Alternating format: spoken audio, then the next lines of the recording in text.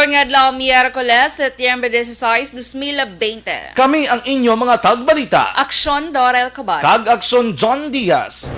Aksyon! Balitang Bayan, Numero 1.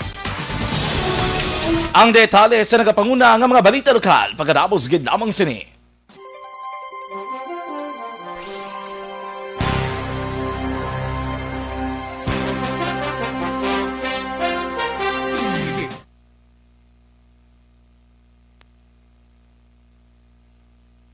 Alright, good morning Aksyon Dorel. Good morning sa tantanan nga mga ka-aksyon. It's happy Wednesday. Good Yeah. morning. Good morning. Yes. Check tabi aton nga mga Facebook Live viewers karon nga aga. Sa aton mga ka-aksyon, mayong agagid sa nag-upload sa aton subong sa Facebook Live kay... Mayong aga gid. Yes, of course. Kamud lemon ka, matama yung udto kay aga subong, di ba? Dapat action dyan, kung morning daan, dapat unahan mo ng energy mo. Okay. Kado ka bongga balahaw, di Para ba? hindi ka maluyan pa, no? Yes, perfect. Kay Rosalina Arellano Espadero, good morning. Kay Klein Cabaron, good morning mga ka-aksyon, always watching from Hong Kong.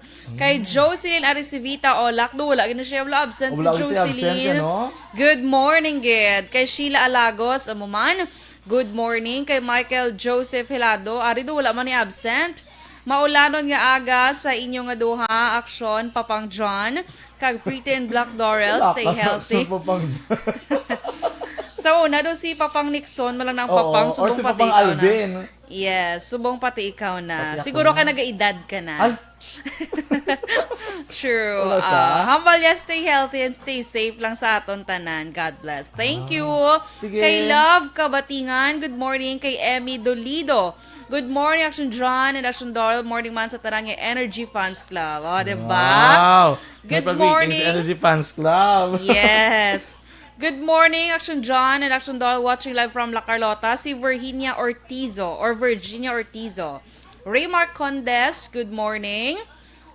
Sige, go Action John. Good morning kay Rocky Malinaw. Good morning Aksyon John kay Aksyon Dorel. Ari na siya. Si Dennis Richard Tiboruma. Good morning Papang John. Kag gwapa 2K naman Ay, dai. 2K na. Dapat it's 201 times subong 2K. Depende ni ko sa lakat sang utok. Kag depende sa lakat sang panahon. Yes, kaya nun subong. Pero mayo gid kay Mommy mga ka-energy. Aba, talakaw. Bangon na sa Energy Fans Club kag maghalong ka magdala sang payong. Very good reminders, no? Ray Jantan Villalon, bangon na kuno ho kay para nami kag energetic. Rose White, good morning. Greet ko lang da sa may kapiyansa na to nga gahadak kada aga. Gahadak Gahadak gidya, grabe nga term, no? Pwede kayo nistoryahanay lang.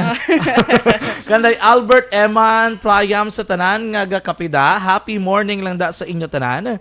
Good morning kay Gracia Rita Hordivalia. Good morning Aksyon Radyo Bacolod. Good morning as well to Michael Camalon. Good morning Aksyon Radyo. Shout lang ko no, wala shout out. Shout lang ko da kay Hill kag Rogery sa Tangob Shell.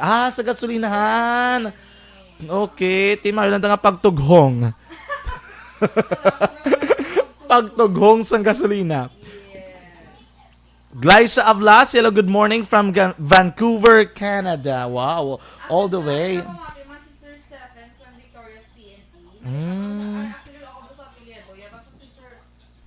Ay, yes. Wala galing na onang mic. Good morning kay Sir Stephen Mandra sa may Victoria's PNP Action John. Lalo ko sa apelyedo, ya. Good Pero basta si morning. Sir Stephen, Sa Victoria's PNP headed by Police Lieutenant Colonel Eduardo Corpus, siguro, no? Lipat ko siya. Sige. Good morning man kay Nora Sandig Badilles. Good morning watching from Barangay Singkang Airport. Happy birthday kay Ma'am Madeline Makilan. Happy birthday, Ma'am Madeline Makilan. Happy birthday! Happy birthday to you. Both to you. To you. Wishing you good health. To both of you, stay safe. Thanks. Tata Dipolyo Kahilo, good morning. Aksyon Radyo Pag-greet. Second family, Kahilo family, sa Biarin, Linao, Kabangkalan City. God bless you more. Toto Alagin, good morning sa Kalanaan ni Idol sa Tibo may asenso sa Puno Banago, manamit ang litson. Good morning kay Chairman Jericho Bordiok, kag kay Cap Baldoga Monitor Ged. Si Toto Alagin. Kay Jasper Portodo. Araman siya, Aksyon John. Good morning, always listening from Hinigaran. From Hinigaran. Mayong aga, Hinigaran. All the way from Hinigaran ba? Mga ano na ganito ka? Home o ano? Hyudi Pongo. Ano na da? Tuoda mo na da sila. Oh man, oh. Hyudi Ponggol? Hindi ko Hindi, sure. Hindi ko sure. Ano gali? Inugyaw na sila, di ba? Nga Hindi, festival. may nag-comment na di sa naligad. After siguro panawag na naguro nila eh. Okay. Basta mo na siya. Sige, Kaya stand by. That optimized vitamin D level may slash our risk of cancer development, especially breast, colon, prostate, and other types of cancer. Life extension vitamin D3 may also help us to regulate our sugar level and may also have benefits for the prevention of cardiovascular disease. I personally recommend a daily supplementation of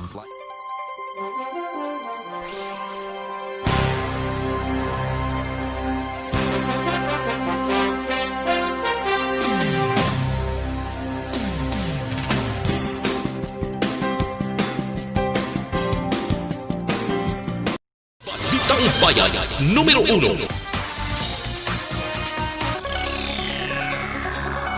Aksyon Radio Philippine Standard Time, las 6:09, kagkaroon sa detalye sa nagapamuna ng mga balita lokal. Geng klaro sang isa sa mga ginatudo sospetsado sa likod sa multi-million rice investment scam nga isa lamang siya ka-investor. Sa interview sa Aksyon Radio Bacolod kay Jennifer Nieves, 29 anyos, sa barangay Estefania, siyudad sang Bacolod, ginpanginwala sini nga partner niya sa negosyo si Crisha Rega Gonzaga, 31 ang edad, nga isa man sa mga ginatudo sospetsado sa investment scam. Dugang pa ni Nieves nga yara lamang siya sa umbrella sa investment scheme ni Gonzaga. Apang aminado si Nieves nga nagapangita man siya sa iban pang investors para sa ginatan niya nga negosyo ni Gonzaga. Sunod kay Nieves, konsumahon ang iya tanan nga investment kay ginan sa kalakip na sa mga investors sa idalom sa iyang ngalan nagalabot ini sa 68.5 milyones pesos. Sa karon nagapangayo si Nieves ang paggangop kag ginpabutyag nga isa man siya sa mga biktima sa investment scam. Nagpasalig naman si Nieves sa mga investors sa idalom sang iyang ngalan nga ibalik niya ang kwarta sa tion nga magkahatag na sa payout si Gonzaga. Ang total ngayon,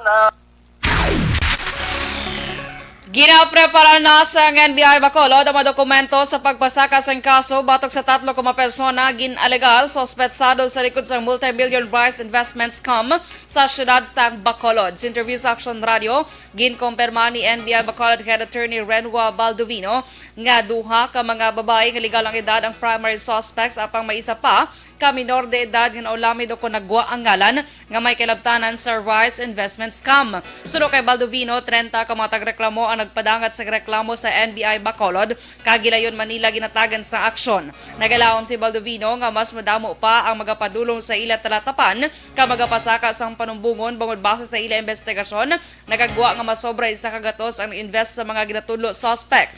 Kaso nga large-scale estafa in relation to Republic Act number 10175 o Cybercrime Prevention Act of 2002 ay pasaka batok sa mga suspect.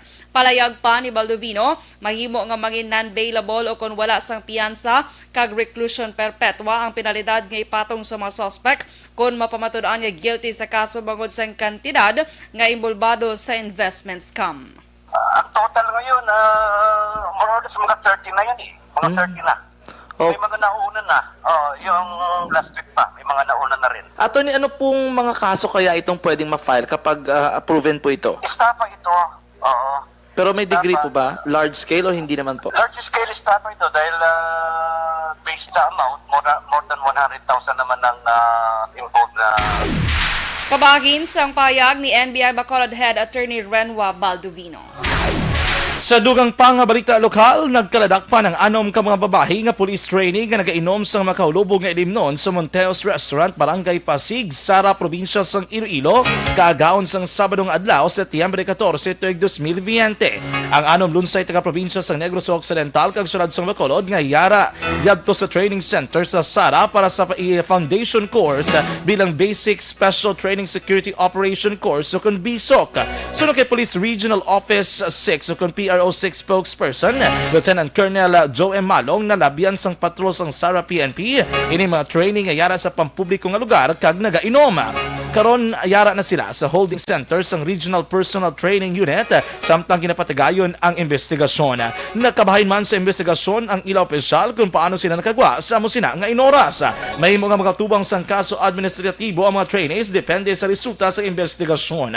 Dugang pagidinimalong nagbayular man ang mga trainees sa Sara LGU Ordinance nga nagadumili sa pag-inom sa pampubliko nga lugar.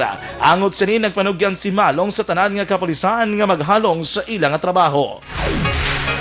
Kag sa dugang nga balita lokal ginpirmahan Negros Occidental Governor Eugenio Jose Lacson la 7:20 sa gabi Martes ang executive order kon EO nga nagapalawig sa modified general community quarantine kon MGCQ sa bilog nga probinsya tubtob Setyembre 30, 2020. Ang EO mag-epektibo las 12 sa kagahon sa Setyembre 16, tubtob las 11:59 sa gabi Setyembre 30.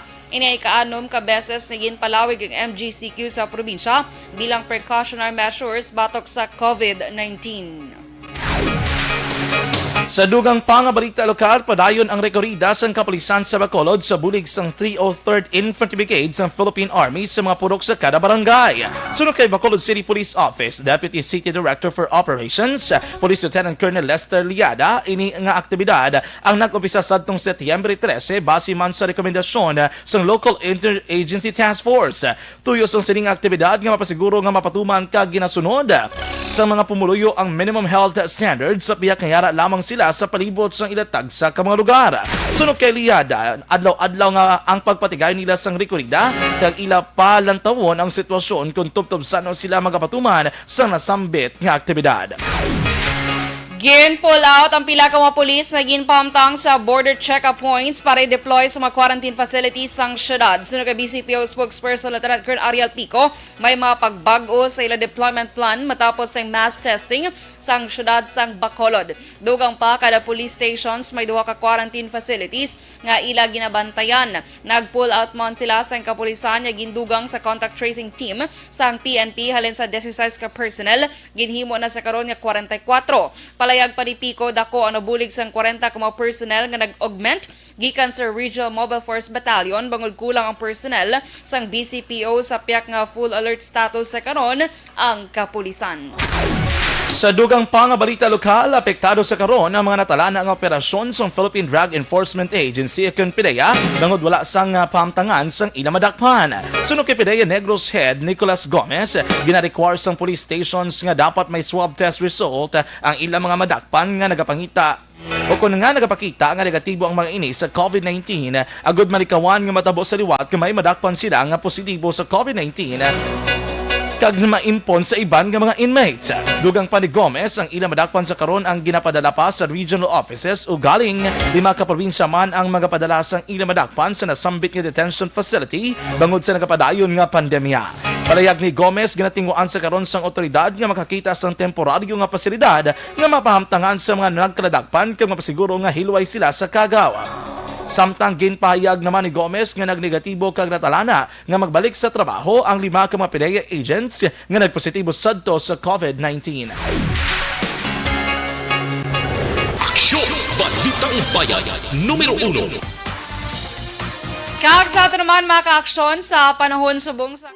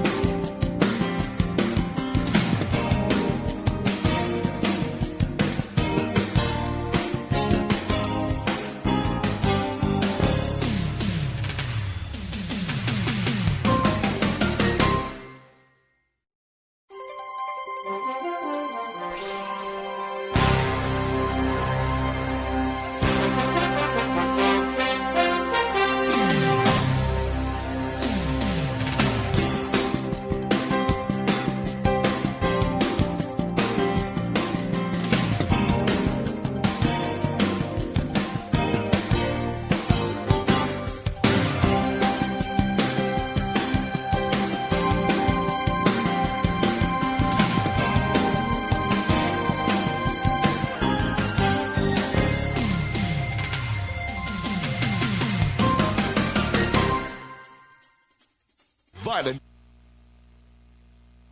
Sige, and we're back, Aksyon Dorel, kag sa tataran nga mga ka-aksyon. Good morning sa liwat. Good morning. Di na kita digto. Kay Alex Fuentes, Aksyon Sir John. Alex Fuentes, good morning sa inyo ni Aksyon John, kag Aksyon Miss Dorel. Happy Wednesday sa inyo and please be safe. Thank you, sir. Yes. And with B.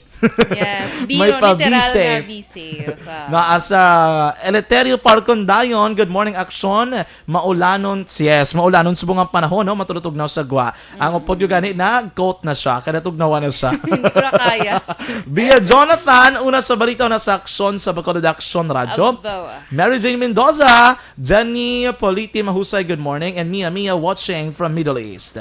Kay Pinky Terwell, Action John, happy rainy Wednesday morning, Action Dorel, Action John, still watching live from Barangay Villamonte. Please greet Terwell family sa kapehan ni Tessie Terwell.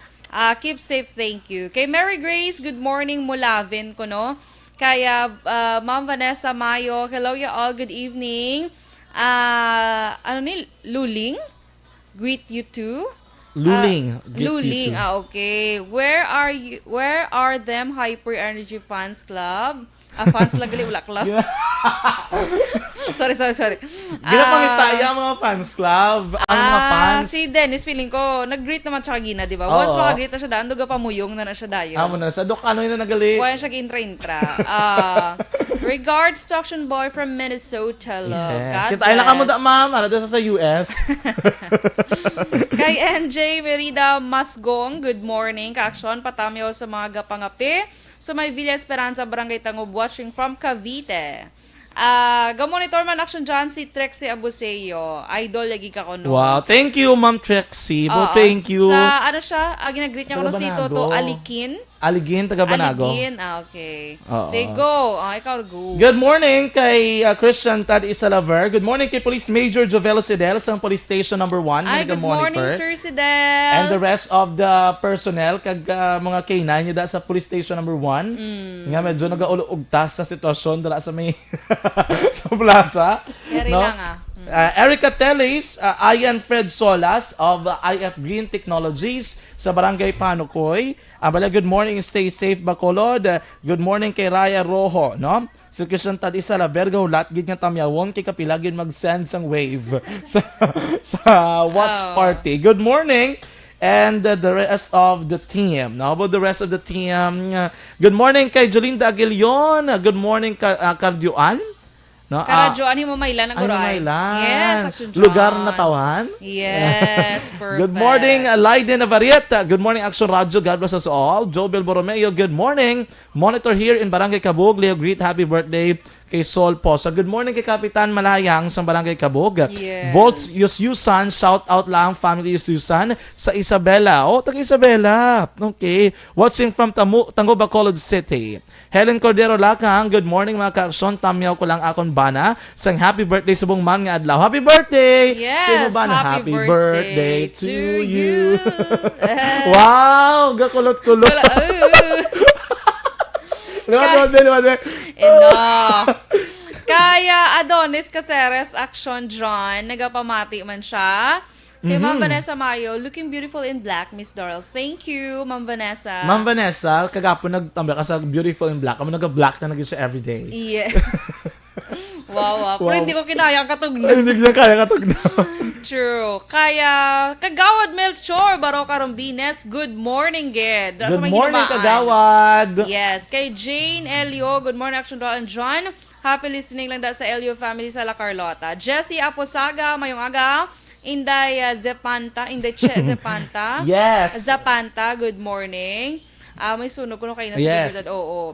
Kaya Martina Liling, good morning po. Pero na-fire out naman to Yes. Kagdo, hindi manggidlala, di ba? Oo. Kaya Coach J.R. Chiacinto, coach ko ni sa gym sa Una Action John, araman siya pamati. Kaya Rocky Lina Lumawa, good morning Sir John and Ma'am Dorel.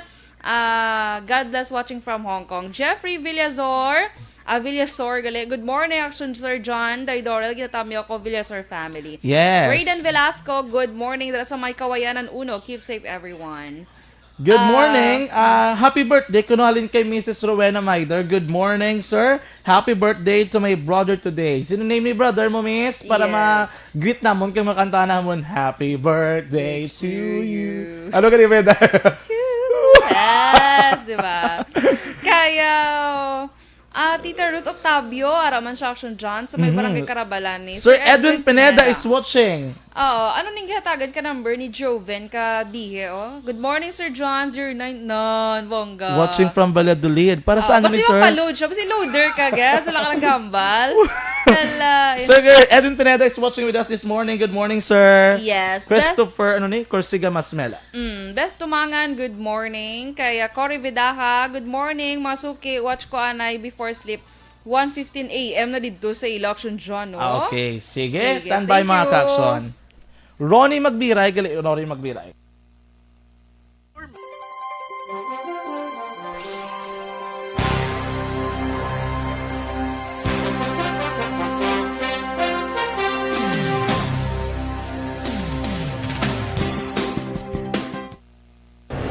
Aksyon! Balitang Bayan, numero 1. Aksyon Radio Philippine Standard Time, las 6:27, kagkaroon sa detalye sa nagapanguna ng mga balita nasyonal. Ginaprobahan ni Presidente Duterte o kung Rodrigo Duterte ang rekomendasyon sa Task Force PhilHealth nga pasakaan sang kaso ang mga opisyal sang ahensya bangod sa paglapas sa Anti-Graft and Corrupt Practices Act kag Revised Penal Code. Sa iyang televised speech, ginpahayag sang Presidente nga magapaidalom sa investigasyon ng mga opisyal. Sunod naman kay Presidential Spokesman Harry Roque, kalakip sa pasakaan sang kaso kriminal kag administratibo sa Anti-PhilHealth President Ricardo Morales, Senior Vice President Jovita Aragona, Officer in Charge Calixto Gabuya Jr., Senior Vice Presidents Rinaldo Limsaco kag Israel Francis Pargas, Chief Operating Officer Arnel De Jesus kag Division Chief Bobby Crisostomo. Ginrekomendar man sa Task Force kay Presidente Duterte nga ipahanumdom kay PhilHealth o kon Health Secretary Francisco Duque III kag iban pang ex-officio members ng PhilHealth Board angot sa grave consequence of action or inaction. Ginaduso sa isa ka mamalidhang pag-issue sa whole departure order kon HDO batok sa executive sa PhilHealth may kang tanan sa ginalagar anomalya nga nakapalibot sa ahensya. Sa statement, ginpahag ni bagong henerasyon party list representative Bernadette Herrera D nga ang proseso para sa immigration watch lists, HDOs kag Interpol red notices ang dapat ipreparar para sa PhilHealth executives para kung makumpleto ang tanan, mangin mahapos ang tika nga himuon. Ginapilar man sa mamalidha sa DOJ kag NBI nga gilayon mag-issue sang kinanglanon nga legal authorization para sa file kag computer sa nga PhilHealth agod masiguro nga maebidensya ang hindi madula. Samtang ginbolgar sa Department of Education kung DepEd nga may 4,488 ka mga manunudlo ang apektado matapos nga 865 ka mga pribadong eskwelahan ang nagsuspend sa operasyon para sa pagbukas ng klase bangod sa COVID-19 pandemic. Sa budget hearing, ginpahayag ni Undersecretary Jess Mateo nga ang apektado nga manunudlo kag iban pa nga personnel sang pribadong eskwelahan ang mahimo nga makabaton sang assistance sa idalom sang bayanihan to recover as One Act o kung Bayanihan 2 Law. Sunod kay Mateo, mayorya sang 865 ka pribadong eskwelahan ang yara sa elementarya. Sa datos ng Department of Education, nagligan nga tuig ang total enrollment sa pampublikong eskwelahan naglabot sa 98.85% kag ang pribadong eskwelahan ang may yara lamang sa 48.32%. Wala magustuhan ni Deputy Speaker Rodante Marcoleta ang ginhimo nga pagbuhin sa Department of Education sa ilang learning competencies, partikular sa self-learning modules nga ipanagtag sa mga estudyante sa idalom sa blended learning. Sa hearing sa Ingabara sa ginaduso nga 2021 budget sa DepEd, ginpahayag ni Undersecretary Diosdado San Antonio nga mag-produce lamang sila sang 59% nga SLMs para sa katunga sang kabilugan nga kadamuon sa enrollees sa tuig 2020. Suro kay Marcoleta, hindi ini mag-aigo para sa masobra 24 milyones ka estudyante nga naka-enroll subong nga school year. Nagakabalaka man ang kongresista nga ang pagtunga sang module mas magadelikado lamang para sa mga estudyante. Ginpahanumdom ni Senator Bongo ang gobyerno nga ipasuguro nga nga magamit sang maayo ang pondo nga ginpain sa Bayanihan to Recover as One Act. Ginisinser man sang senador nga dapat ang matuod nga pigado kagiban pa nga nagakinahanglan sang ayuda ang makabenepisyo sang among nga pondo. Ginpermahan ni Presidente Rodrigo Duterte ang Bayanihan 2 sa dung adlaw sang Biyernes. Nakasaad sa lahing ang COVID-19 Recovery Fund nga 165.5 bilyones pesos kag 140 bilyones pesos ang gintigana para sa regular appropriation kag ang 25.2 billion pesos naman ang standby fund. Kag sa katapusan nga balita national, ginpahayag ni Senate Minority Leader Franklin Drilon nga dapat itibong sa Presidential Legislative Liaison Office kan PLLO ang ila obligasyon sa pag-facilitate sang koordinasyon sa tunga sa executive kag legislative branch para malikawan nga i-veto ang mga kagna kag implementing rules and regulations kon IRR nga hindi pareho sa mga bag-o nga lagi. Sa budget hearings sang Senado, ginpahayag ni Drilon nga ang maayong nga koordinasyon kag mas aktibo nga PLLO makabulig para mapanubo ang oras kag pagtinguha pagi sa pagpaghibalo kung ano nga probisyon sang layi ang dapat trabahoon kag maghimo i-veto sang presidente. Dugang pa ni Drilon ang Coco Levy Bill nagligan niya tuig ang mga halimbawa sang ginaligar kakulangan sang PLLO sa para epektibo nga makabulig sa mga probisyon nga mahimo hindi magustuhan sa executive branch. Aksyon! Balitang Bayan, numero 1. Kag sa aton mga ka-aksyon na kahibalo ka mo bala nga sa sininga panahon, importante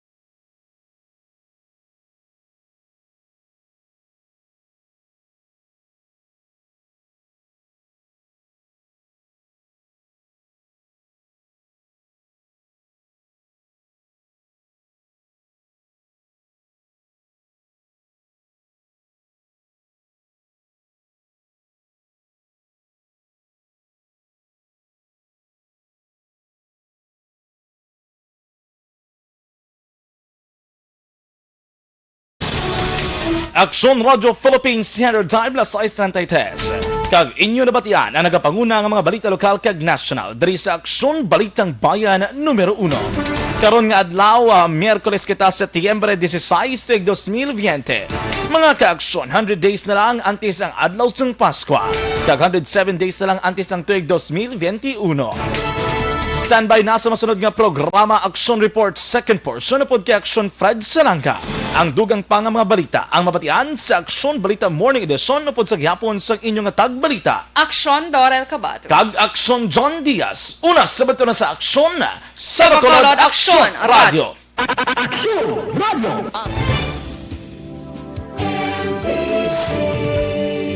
Manila Broadcasting Company. Sa balita,